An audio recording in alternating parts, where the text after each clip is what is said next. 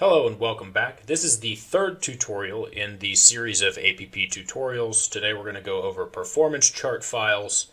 The only prerequisite to this video is the first tutorial where we went over setting up an aircraft file, because we're going to use that aircraft file in this video. Alright, so to create a performance chart file, just like the other file types, just select the file you want, hit new, and it is going to ask you what type of computation that you want to make. We're just going to stick with the parameter study, point performance computation, but I'll talk about these later on.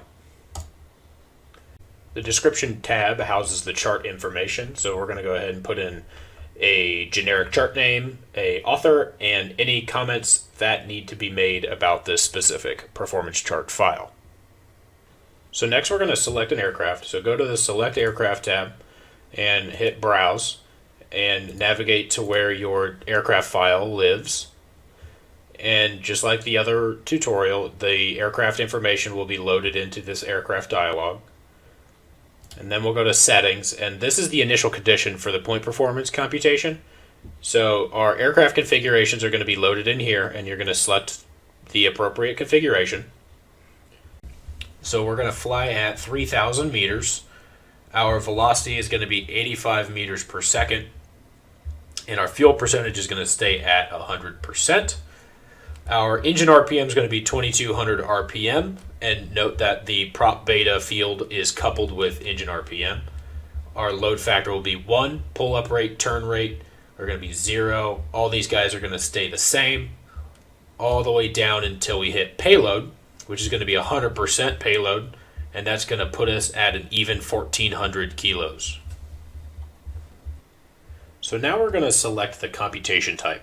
So under the Computation tab, there is a Select Computation dialog box. And there's a drop down that gives us a list of computation types. This example will go over cruise performance computation. If you want to see the definitions for the other computations, go ahead and see the technical reference.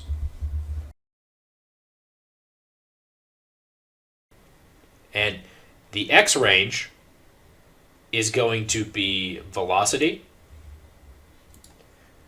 and the parameter of which we're going to sweep for every index of X range is going to be altitude.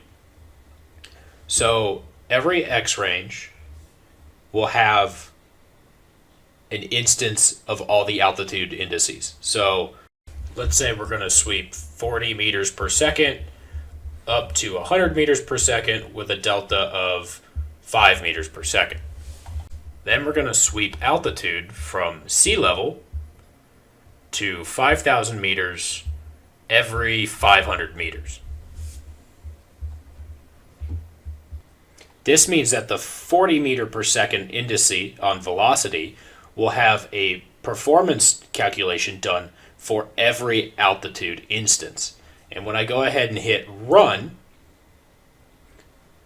and go to our sheet, you're going to see just that. So we have an altitude of 0 meters, and we have our velocity sweep from 40 to 95 meters per second for 0 altitude. Now if we scroll down a little bit and we see 500 and 1,000 meters, each of them are going to have a sweep from 40 to 95. And you may notice that the max speed that the output gets to is 95 meters per second, even at the lowest altitude. And that's because 100 meters per second didn't result in a valid run. So it failed to reach that 100 meters per second. It's going to include it in the computation, but if the output isn't valid, it's not going to provide you the data in the sheet or chart. And it can be best visualized in the chart because you can see that no altitude line actually reaches the velocity of 100 meters per second. And it's fairly obvious that this particular chart doesn't actually look that good. You've got a lot of kinks in the data, and it seems like finding an accurate value between table values isn't all that reliable. So we may need to jump back over to the Computation tab and increase the resolution of the X range to smooth out those lines. And if you rerun it and check out the chart, you can see that it gets not necessarily smoother, but a little more defined peaks around each of the altitude lines. And the rather non-uniformity with these lines probably has to do with the low fidelity fuel flow model that I gave APP. So it's bound to produce results that don't really look that good. And to drive home that point, I want you guys to open up your aircraft file. So the quickest way to do that is just go to Select Aircraft and hit Edit Aircraft, and that's going to open up your aircraft file. And then since we know specific range is a function of true airspeed and fuel flow, let's go to propulsion and check out our fuel flow.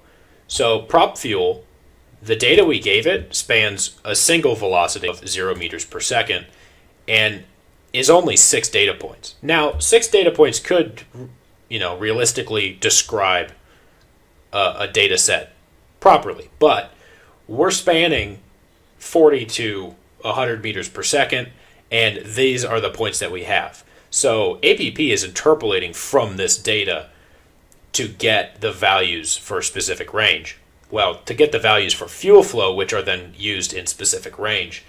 And that is likely the cause of the kinked lines. And in addition, the interpolation type could also lead to some different results. Right now we've got a linear shaft power and velocity interpolation type, but our altitude is cubic spline. Maybe the cubic spline is messing it up somehow. We're not sure, but those types of things require a bit more investigation to figure out. There's one more thing that I want to go over before we leave today, and that is the takeoff and landing performance files.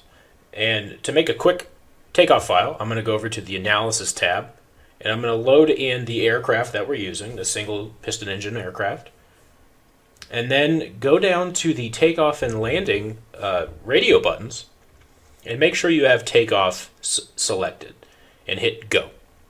And this is going to create a takeoff file for us, and it's going to look almost exactly the same as the point performance file, except for a few differences. So we're going to populate the initial conditions tab just like we did before. We're going to set engine RPM to 2400.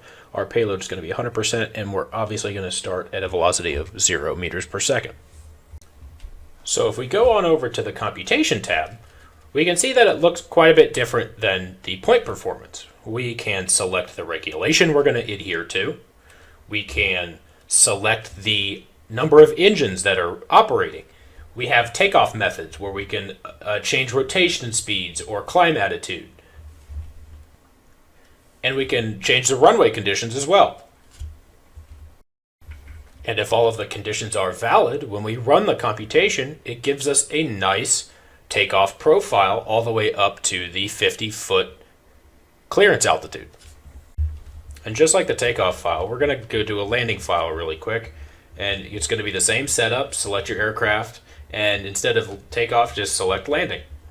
And the description and select aircraft file tabs are going to be the exact same, but the settings tab is what's going to be different. So landing there is modeled up to 4 segments: approach, flare, derotation, and ground roll. These are all going to be reflected in the landing output with all of the indicated variables. So we're going to run this landing at 2000 RPM and 100% payload.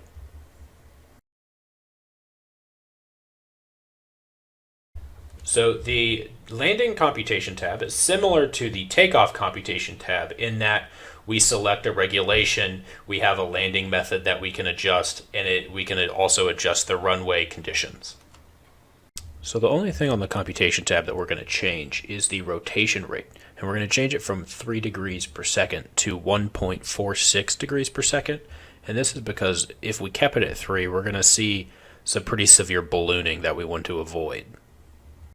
So if we run the computation, we'll see that we get a nice landing profile. All right, so that's going to do it for the performance file introduction. Next tutorial is going to be setting up PyAPP and running mission files. So I'll go ahead and see you guys then, and I hope you all have a good one. All right.